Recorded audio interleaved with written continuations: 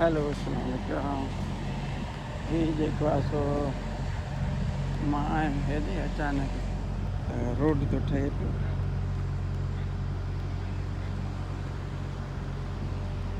ऐं हिते ॾिसो तरीक़ो रोड ठहण जो पहिरियों जेको आहे त पटे विया, पोइ वरी हुनखे हे डांबर था हणनि ऐं टियों मरहलो हुनखे आहे हे कारपेट विछाइण में। ऐं तव्हांखे का बि ट्रैफिक जी रुकावट कान थींदी।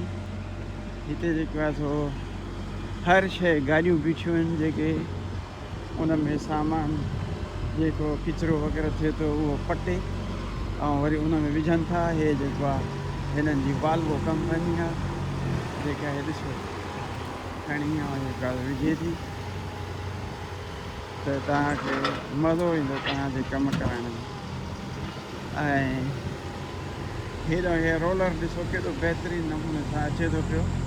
ऐं अहिड़ो मां सम्झां पाकिस्तान में किथे बि कोन हरामनि खे नज़र ईंदो आहे अहिड़ो जेको आहे सो फस्ट क्लास।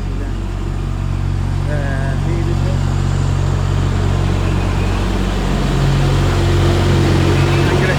स्वीडिश आहे, हितां जो स्वीडन जो आहे। हे जेको आहे गाॾियूं बीठियूं आहिनि, हीअ गाॾी एमरजेंसी गाॾी आहे।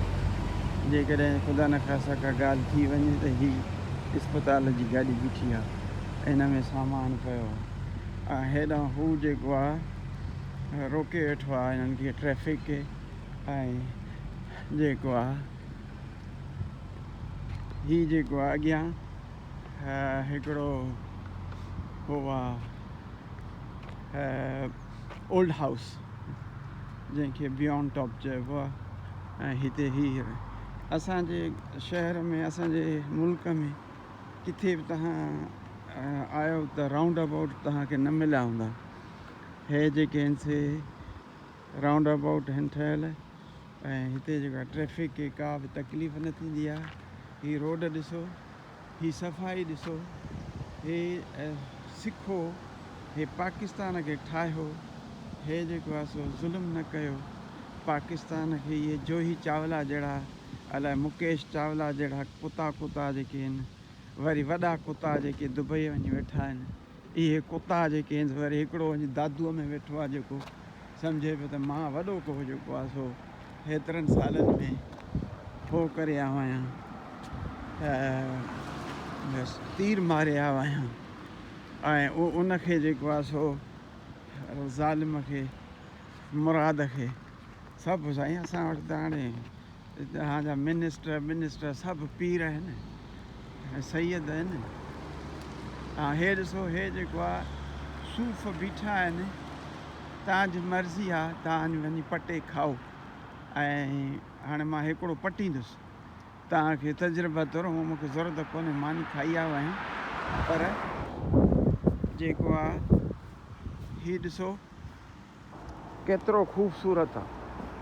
ऐं ईअं छणे थो पियो हेठि, कोई कोन थो खणे।